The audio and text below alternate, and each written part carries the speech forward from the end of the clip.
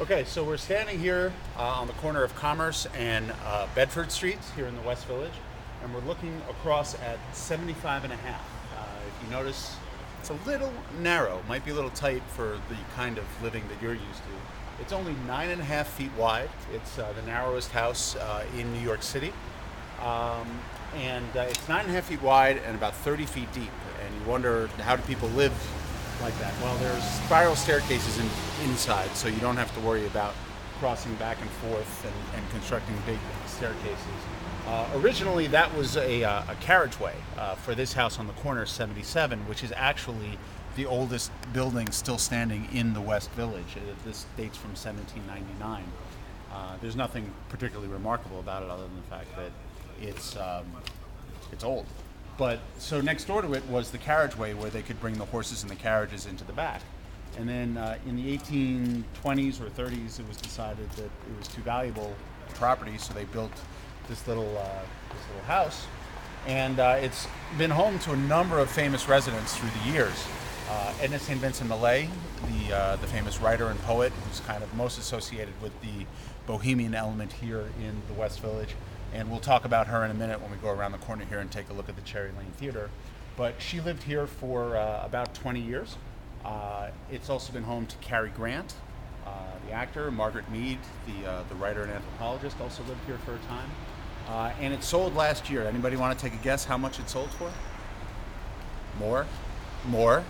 $2.35 million. Sold in the fall of 2010. They actually were asking 2.6 originally, but because of the recession, they had to come down to 2.35. And you'll see in the window there, there's actually some building permits, so you can tell somebody's going to be doing, whoever bought it is going to be doing some renovations on the inside. So it just gives you a flavor of the architecture of this area.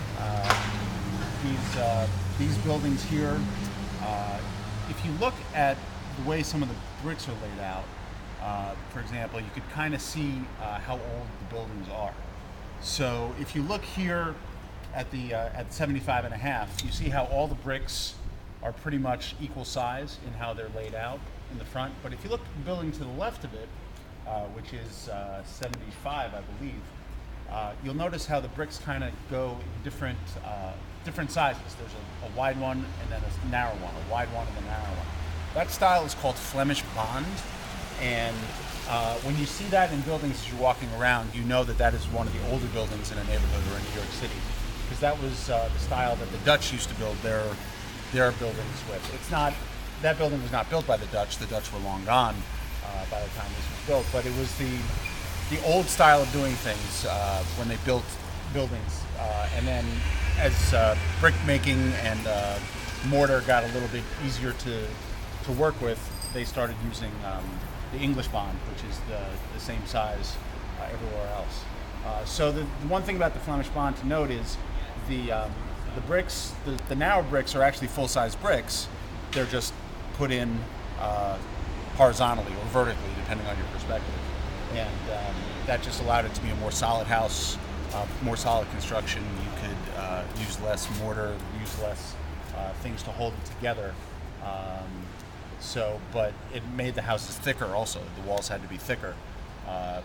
To get more space, once they were able to get all of the bricks to go horizontally, obviously you could have a few more inches on the inside. So that's Flemish Bond. And any questions?